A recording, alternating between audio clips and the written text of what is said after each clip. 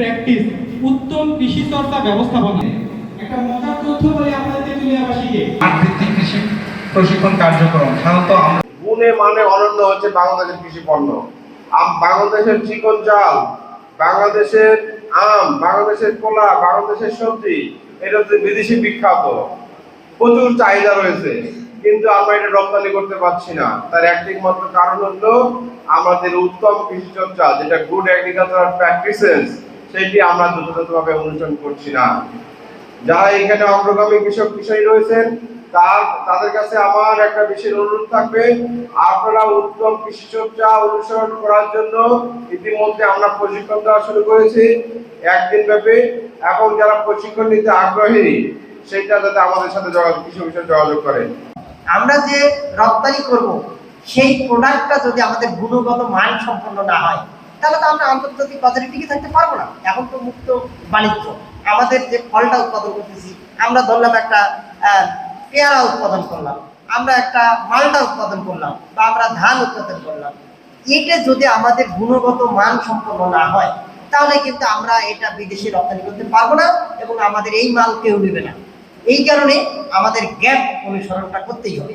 এই কারণে এই প্রকল্পের যে মূল উদ্দেশ্য সেটা হলো গ্যাপ বাস্তবায়ন করা। এবং গ্যাপ যদি বাস্তবায়ন করতে চান, আপনারা জানেন, যারা ট্রেনিং পেয়েছেন বা আরও পাবেন সামনে, এবং আমাদের এই কার্যক্রমটা অতি শীঘ্রই চালু হবে, তখন দেখতে পাবেন যে একজন কৃষকের জমি সিলেক্ট থেকে শুরু করে তার স্থান নির্বাচন, তার মাটি পরীক্ষা, তার পানি পরীক্ষা, তার অন্যান্য যে যাবতীয়, আপনি কীটনাশক ব্যবহার করতেছেন, রাসায়নিক সার ব্যবহার করতেছেন, প্রত্যেকটারে সঠিক ব্যবস্থাপনা করতে হবে, প্রত্যেকটারে।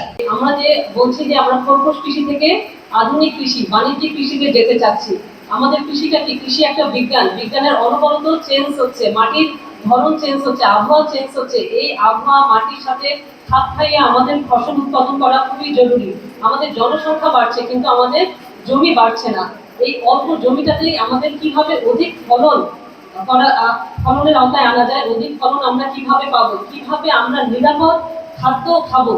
আমাদের যেমন এই প্রোগ্রামের আওতায় একটা ভালো যে কার্যক্রম উদ্যোগ গ্রহণ করা হয়েছে, সেটা হচ্ছে গ্যাপ, গুড এগ্রিকালচার প্র্যাকটিস, যেটাকে বাংলায় উত্তম কৃষি চর্চা বলছে। আমাদের যে খাদ্যের যে গুণাগুণ, যে মানগুলো থাকা দরকার, উন্নত দেশের লোকজন সেগুলা বিচার বিবেচনা করে, সেগুলা দেখে তারা কিনে।